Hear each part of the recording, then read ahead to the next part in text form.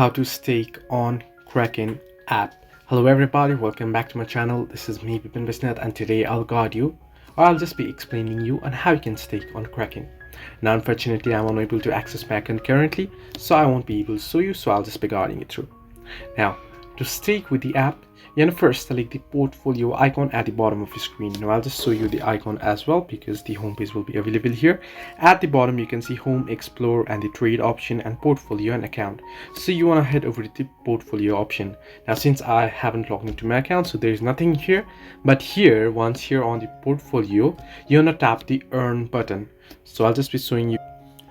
So you can see here, you'll see the earn option there. So once on the earn, you want to tap on earn button, then you want to select the asset you wish to stake, then you want to enter the amount you wish to stake, and then tap review. Swipe to confirm the staking amount. You will now have successfully staked. So this way you can stake on Kraken. It's pretty similar on the browser as well. Hope this helped you. Do like and subscribe, and do not forget to leave a comment down below if you have any further issues.